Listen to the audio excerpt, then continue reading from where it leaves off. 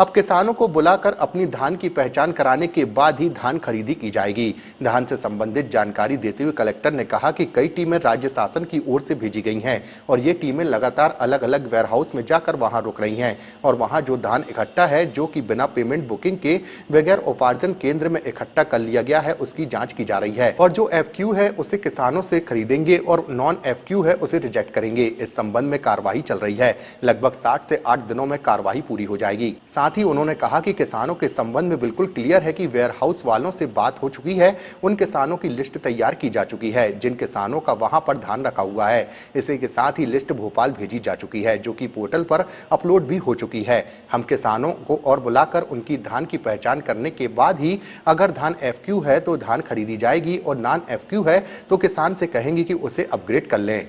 देखिए, धान खरीदी के मामले में अभी हमारी जो सबसे बड़ी प्रायोरिटी है वो ये है कि जो किसानों का माल गोडाउन में रखा है उसको हम लोग FAQ की पहचान करके उसको खरीद लें। जो भोपाल से टीम आई है वो धान की जांच कर रहे हैं और इस बात को देख रहे हैं कि कौन सा धान FAQ है, कौन सा धान नॉन FAQ है। कुछ गोदामों में वो टीम गई थी और वहाँ पर स्टैक लगे हुए थे, मतलब बोरे एक के ऊपर एक जमे हुए थे। उसमें उन्होंने कुछ बोरों की सैंपल उन्होंने जांच की तो उसमें उन्होंने पाया कि उसमें कुछ जगह नॉन FAQ धान मिल रहा है। तो उन्होंने वेयर हाउस वालों को कहा कि भाई आप इस जो स्टैक है इसको तोड़ दीजिए ताकि हम बीच में भी चेक कर सकें कि बीच में भी तो ख़राब नहीं है, क्योंकि बाहर तो सामान्य तौर पर ऐसा देखा गया है कि बाहर की जो लाइन रहती है बोरों की वो ठीक ठाक रहती है और जो अंदर में है उसमें ज़्यादा खराबी देखने को मिलती है। वैसे भी किसानों से ख़रीदना है तो आपको तोड़ना तो पड़ेगा, इसी को खोल के तो करना ही पड़ेगा। तो वो उन्होंने उनको कहा था। उस समय कुछ वेयर हाउस वालों ने शायद कुछ नानुकर की थी। आज मैंने जो वेयर हाउस वाले थे उनको बुला के भी बात की और वो तैयार हैं उसको स्टैक को तोड़ने के लिए और मेरे ख्याल वो कार्रवाई आज चालू हो जाएगी।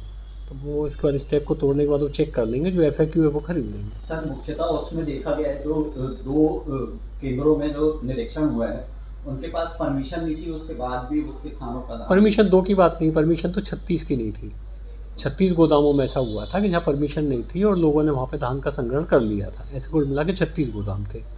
तो जिन लोगों ने भी धान कार्रवाई ऑलरेडी हो चुकी है। अब ये है कि जहाँ पे गोदाम में धान जहाँ इकट्ठा है वो किसी न किसी किसान का है, ऐसा किसान लोग बता रहे हैं, उसकी जांच होनी चाहिए, तो वो जांच चल रही है। तो केंद्रों पर भी उसके आधार पर कार्रवाई की जाएगी। देखिए, अभी मेरी प्रायोरिटी जो है किसानों से धान खरीदने की। 19 तारीख तक तो मैं किसानों से जो है वो धान खरीदने की कोशिश करूँगा कि जो धान गोदाम पे इकट्ठा है वो FAQ धान की हम पहचान कर लें और उस धान को फिर जो है खरीद लें। इसके बाद जो है वेयर हाउसों में कैसे माल इकट्ठा हुआ, यदि नॉन FAQ बहुत बड़ी मात्रा में तो नॉन FAQ कहाँ से आया, क्या उन्होंने खुद ने मिलाया है कि किसान लेके आए थे, इन सारी चीज़ों पे थोड़ा डिटेल में जांच करने की आवश्यकता पड़ेगी। क्योंकि मान लो वहाँ एक बोरी इकट्ठा है, अब वो तो कहेंगे कि पूरा किसान ने ला के दिया, पर संभावना है कुछ एक बोरी में कुछ उन्होंने इधर उधर का पुराना मिलाया हो। तो ये डिटेल इंक्वायरी के बाद ही तय हो पाएगा। इसमें बाकायदा जाँच करेंगे और जिन लोगों का भी इसमें गलती होगी उनके खिलाफ कार्रवाई करेंगे। Thank you.